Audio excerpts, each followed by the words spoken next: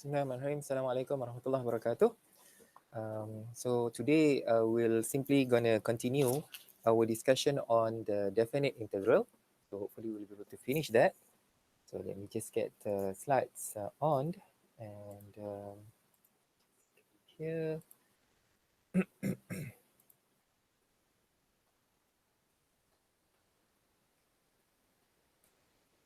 Okay, so this would be the definite integral.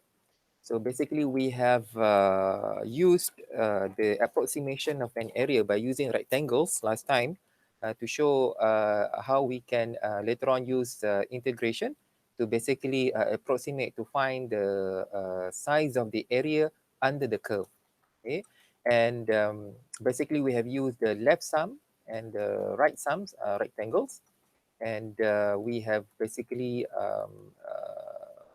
able to conclude that as we basically increase the number of rectangles, if we use more rectangles, our approximation would become much better. Okay, much better. And by using this approximation, we also can measure the error bound, which is the biggest mistake that we can do. And we know that the error in the approximation will always be lower than this error bound. And basically, as we increase the number of rectangles, we know that the left and the left and the right sums, okay, of the rectangles would basically approach the real number, the same real number. Okay, so this is what we have seen before, right? I mean, as we increase the number of rectangles, the left and the right sum would basically approach the same number. Okay, the same number. So all these are basically special cases of Riemann sums. Okay, so what is the Riemann sums?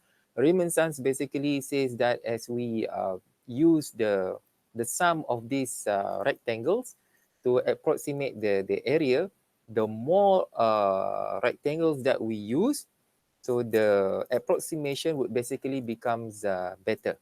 Okay, and regardless of whether we use the left sum or the right sum, okay, the left sum or the right sum, this sum of the rectangles would basically approach the same real number.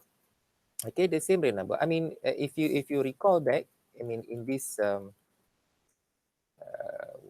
is it? The one that, okay, you know, when as you can see, I mean, when we use only 4 rectangles, the difference between the left and the right rectangle, the right sum would be bigger, isn't it? Because of the, I mean, this is the height when we use the left, okay, sum, and this would be the height when we use the right sum. So this is the difference. But as we use more rectangles, you can see that the difference between the left and the right sum has become smaller. So as we increase the number of rectangles, so surely the difference between left and right sum would become smaller and smaller, and they will approach zero. They will approach zero. So that's basically what the Riemann sum is all about. So generally, in general case, for a Riemann sum, if we take any point, so C1, this point in the rectangle, the height would basically be the same. Okay. Previously, we used the left. In case 1, we used the left height, and the second case we use the right height. Okay, the left and the right. I mean, if you remember, so when we use so we have two differences, right? This would be the difference. But what Riemann sum is saying that as long as we take a point inside, okay, as long as we take a point inside the sub interval, so the sum would basically be the same as we have I mean the more n. Okay, as long as the point that we use, the point is inside the sub interval. Okay, in previous case we use from 1, 2, 3. So as long as the point is within this width, okay, 1 and 2, so we can basically approximate the area by using the size of the rectangles. Okay, so our the left and the right sums are basically special cases of the Riemann sums, where CK is either the left endpoint or the right endpoint of the subinterval. So basically we can use anywhere. So we can have a rectangle, use this to be the height, or this one to be the height of the rectangles. Okay, so Riemann sum basically says as long as the point of reference for the height of the rectangle is inside the subinterval, okay, we can calculate this Riemann sum. Okay, this Riemann sum to approximate the area under the curve. Okay, so the value of CK is only required to be in the subinterval. Okay, so if let's say we have a function which is positive, okay, on the interval AB, so this basically means our function is above the x-axis, right? In this case, it is above our f of x, yeah, okay, it's positive. Then each term of the sum, okay, of the Riemann sum, okay, each of the rectangle would be positive. In this case, okay, we use the center point. Let's say we took the center point instead of either using the left endpoint or the right endpoint of this rectangle, right? This would be the left endpoint, and this would be the right endpoint. We use the center point. Okay, the center point. So in this case, if our function is positive, okay, positive, the curve is all above the x-axis, then the sum, okay, the sum of our rectangles will also be positive. Okay, I mean, because the height is positive and the width is also positive, so positive multiplied with the positive number, we will get positive number. Okay. Okay. However, if let's say the function has both positive and negative values, so what is the meaning of this? If this is our graph, I mean this is the x-axis and this is the f of x. So this means that our function crosses the x-axis. So in this region, so for instance, within this region, our f of x is positive, but from here to here, our f of x is negative. If we were to use the rectangle, the height of this rectangle would be negative, right? Because they are all under the x-axis. Okay, under the x-axis. So if the function has both positive and negative values on the interval a and b, so the positive terms of the Riemann sum represent areas of rectangles, and negative terms of the sum represent the negative area of the rectangles. So when we find the area for the rectangles under the x-axis, so surely they will be negative. Okay, like in this case, for the C1 and C2, C1 is positive, C2 is positive. While the area of the rectangle 3 and 4, since C3 and C4s are negative, so we will get negative. Okay, negative. So be careful when you calculate the sum of the rectangles, and as well as later on when we apply the definite integral. So for graph that cross the x-axis, the area would be measured in negative. Okay, the terms would be negative. So let's have a look at this example. Okay, I'm not going to go into much detail. So let's say in this example, we want to partition the interval into 4 subintervals. So from 2 to 4, so if this is 2 and this is 4, so we know we can partition this. Either we have 2 rectangles, each of width 1, but here the question says 4 subintervals. So basically we're going to have, so this would be 2.5 and this would be 3.5. So that we have 4 rectangles, 1, 2, 3, 4. Okay, 3 and 4. Okay, so let CK be the midpoint, calculate the corresponding Riemann sum. Okay, so the change in x would be, the width would be 0.5, right? From 2 to, so that if we want to have 4 subintervals, so each rectangle, the width would be 0.5. And then the summation would be in this format, in this formula. So we have to find the height of each. So this would be the height of each of the rectangle, and this would be 0.5, the width. Okay, so we simply put in the midpoint value, right? So this would be, so the center point between, for the first rectangle, between 2 and 2.5 would be 2.25. This is the center. And for this one, the center of the second rectangle would be 2.75. So how do we, so that's how you simply need to take the midpoint and plug plug it back in the original function so that you can get the height. Okay, so in this case, the sum, the Riemann sum, okay, for the 4 rectangles would be 5.38. Okay, so I hope that is simple enough. Okay, so that we can simply move ahead and go to, so this basically give us the theorem 3, okay, which basically specify that if we have a continuous function f, okay, on the interval a and b, then the Riemann sums for the function, okay, for that function between that interval a and b would simply approach a real number limit I as n goes to infinity.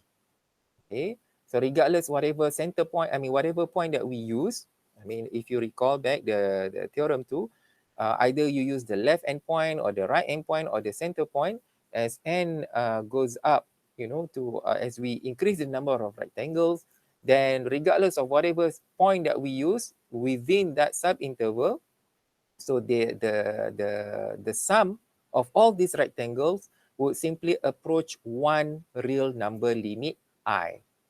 Okay, so that we don't have to no more, I mean there's no more need to compare using the left, right and stuff. I mean if we can afford to basically increase the number of rectangles, we that number would be a really good approximate of the area.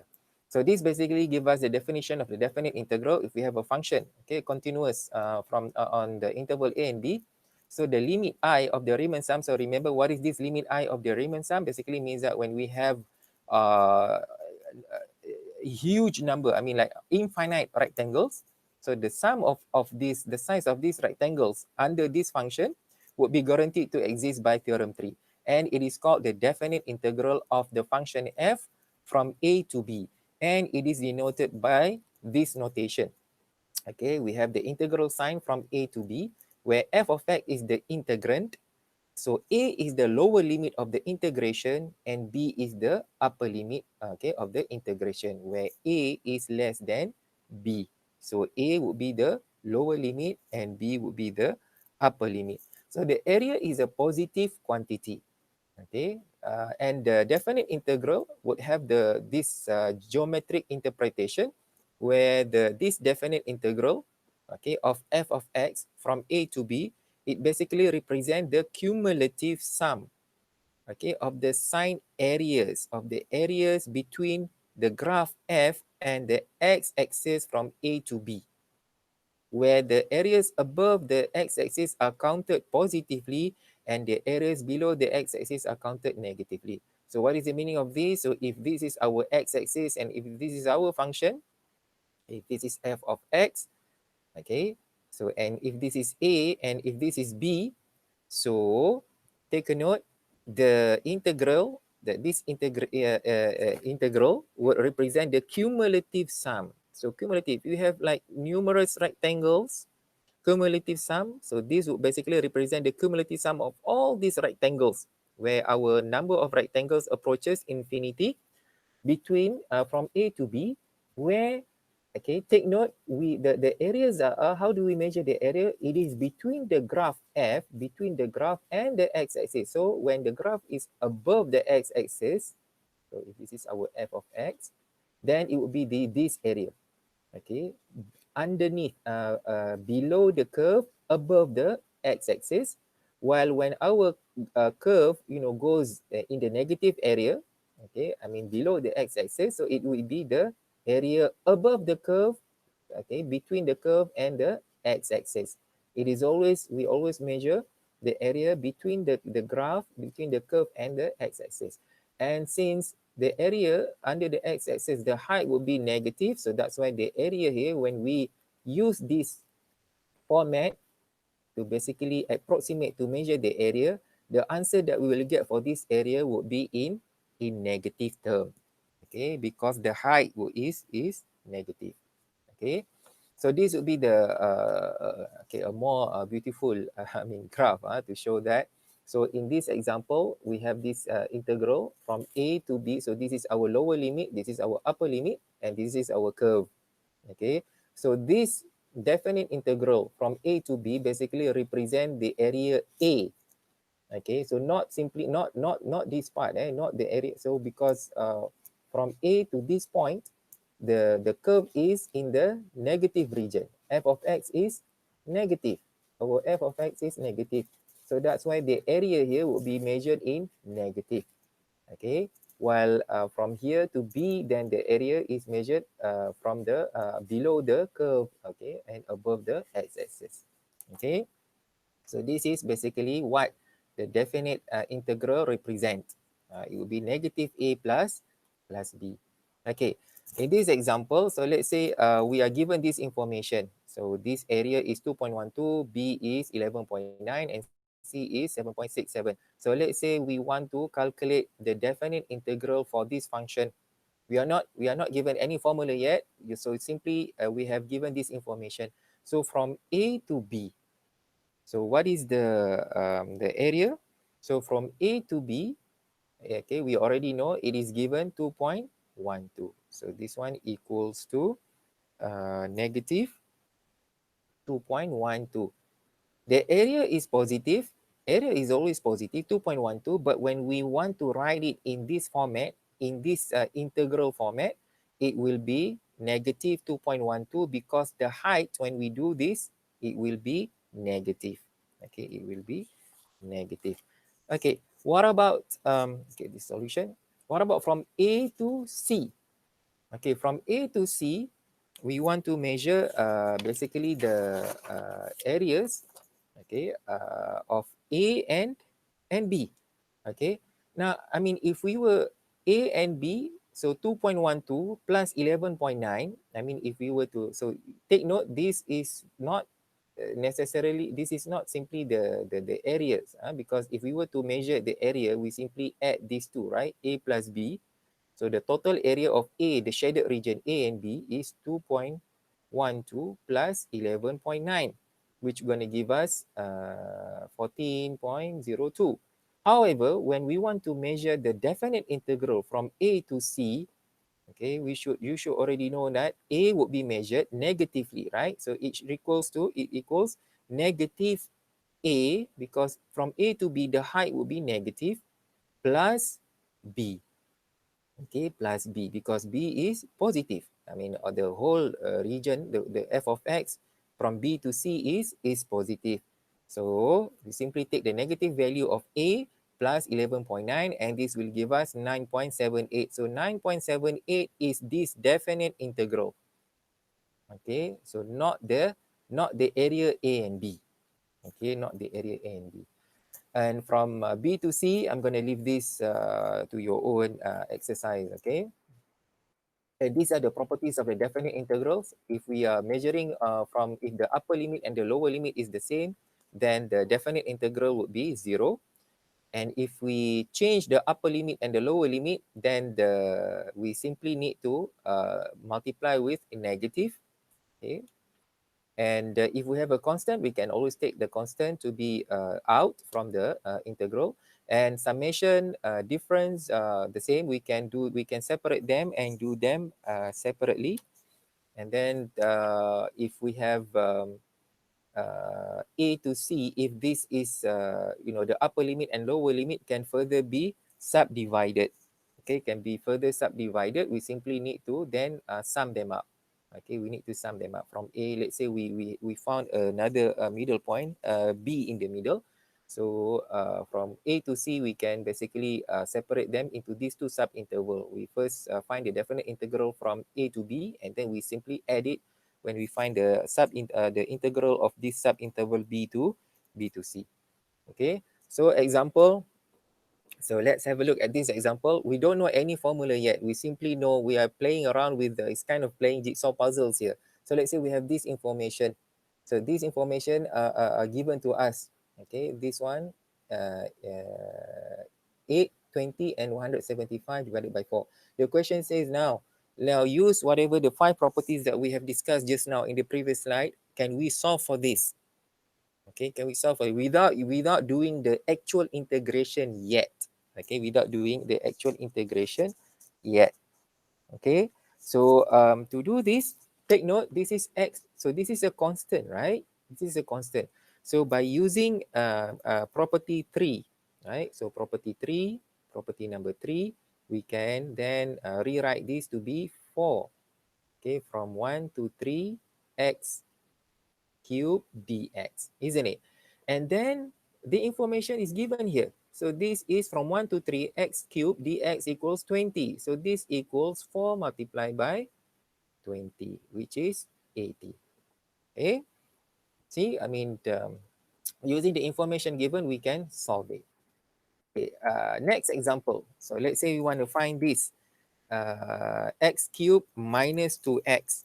So we can use property number 4, isn't it? Property number 4, we say we can separate this. So this becomes, so from 1 to 3, we have x cube dx minus 1 to 3, 2x dx.